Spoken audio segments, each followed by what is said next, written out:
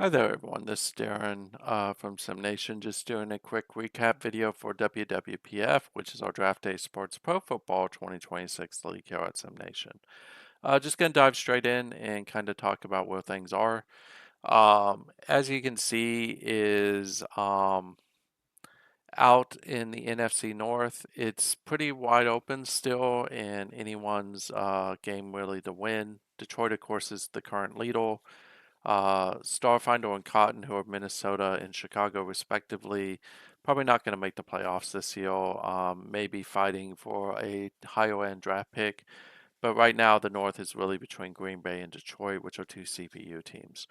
In the South, no shock here. The only undefeated team still out there is Carolina, and that, of course, is Invisible Witness, who just continues to have a really good season. Tampa Bay is trending towards the playoffs very strongly. So I do expect Tampa to make it. This is MBB Mets, by the way.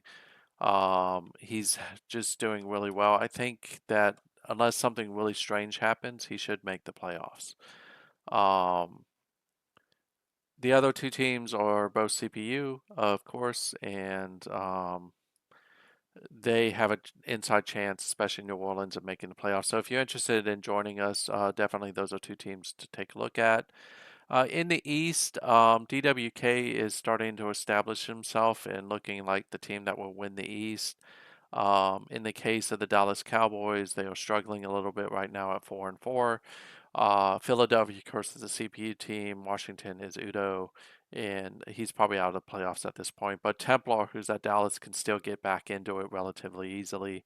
But kudos to DWK at New York. His team is playing really well, and I think they're on like a four-game winning streak where they beat Green Bay, Chicago, Dallas, and Arizona.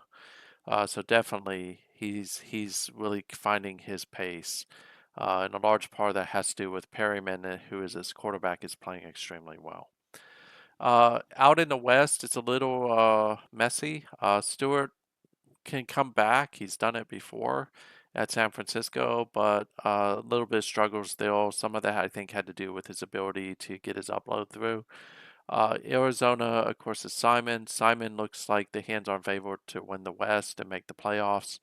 If you look at the NFC right now, the trend is for Carolina to be the number one seed, and the number two seed is up in the air. It's normally a lot more clear at this point. It's not really clear.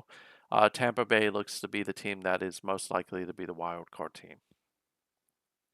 If we look at the AFC right now, Pittsburgh's only loss came to New York. The Jets, so Kev knocked out Pittsburgh, but Pittsburgh bounced back with a win last week. Cleveland is still potentially in the playoffs with Bio Eagle, but Baltimore looks like it may be the more solid team, who's a CPU team, of course. Cincinnati, same way. The South is really up in the air. Bama at Tennessee has a really good chance. Jacksonville's having a very good season this year at 6-3, but Bama is looking like either going to win the division or make the playoffs as a wild card.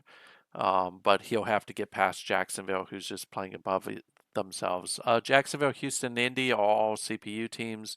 Indy right now is kind of trending towards having the first round pick again.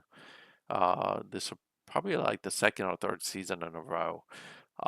In the East, Miami, like Pittsburgh, finally fell from the rank of the undefeateds. This is Soa, who's having a really good season with Miami. Um, I think if I remember correctly, they lost the previous week to Denver. They lost the previous week to Buffalo, beat Denver. And now they have a pretty hard stretch of games coming up the week after next, where he'll have to go to Stewart in San Francisco, then to Pittsburgh, and then he hosts the New York Jets, and then he takes on Shark and his Patriots. Very close behind him is Kev and his New York Jets. New York Jets have been a success story the last two seasons, doing a really good job there. Shark is at 5-4. He's still very much in the playoff conversation. And of course, Buffalo is Curtis, who's a new coach. So it'll be interesting to see how that all plays out. Prince at Denver is definitely leading this division, and anything weird happening should win it. Oakland has fallen back San Diego, Kansas City, Oakland are all CPU teams, all worth giving a shot. If the playoffs were to start today, that game will probably be determined like a week or two from now when Pittsburgh and Miami meet. But if New York, of course, wins the East, then they would be the number one seed if Pittsburgh were to fall again. Pretty wide open. Can't really tell the playoffs yet because um, we're not quite there. But if you look at this right now, you kind of see who would be in, who wouldn't. So as of today, it'd be Carolina would be the 1 seed, New York the 2 seed, Green Bay 3, Arizona 4, and then Tampa and New Orleans would be the two playoff teams. And then on the AFC side, it would be Pittsburgh and Miami, with Denver and Jacksonville winning their divisions, and New York and Baltimore in. So still a lot of time left to change that. If we look at the league leaders, of course, no shock here that Herman is leading the league, but like I mentioned, Perryman is a major reason why um, New York, the Giants are having a good season. So good season for both of the New York teams. That's not common. In fact, it's pretty uncommon. Snyder, if you're interested in Indianapolis, is a really good quarterback. LA has a really good quarterback in Norris Goldman. When we look at the touchdowns, you see Herman is again leading. Snyder's two. There's a big difference between two. You see Lewis Height, Hill from Tampa Bay, one of the really good uh, dual threat quarterbacks in the league. Passing rating again, it's Herman. No shock though. Rushing, you see Star Erickson, who is up there. You find Alejandro LaFleur, who is Sharks' really good running back historically. Eric Guerrera from Seattle. If you're interested in Seattle, it's a good pick there. Booker U is a major reason why Jacksonville is playing so good. Touchdown wise, no shock here. Maurice Edwards pretty much leads us most seasons.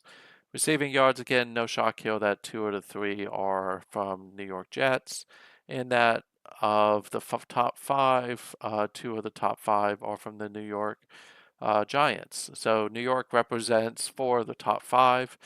David Bittner is a really good, if you're interested in a really good team, Oakland is, despite the record, a really good team. They have Bittner, who is one of the best wide receivers in the league. See Torres and Hayes again. No shock there. Tackle wise, just someone to call out is Sam Major, who just continues to be really good. Maybe a future Hall of Famer. Sack wise, no shot here. Dustin Sousa found his way back from Oakland back to Kev.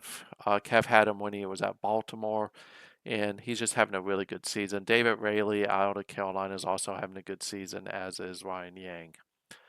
Interception wise, again, New York's just having a good season, right? The Jets. Michael Contreras has 4 interceptions, tied with Juan Hurtado from New England and Alfredo Kalem from the LA Rams. So if you're interested in joining, we have some really good teams. Definitely love to have you. Within the next week or two, we should start to really see the playoff picture start to solidify. But that's kind of where we are right now. Hope you like this video. Talk to you later.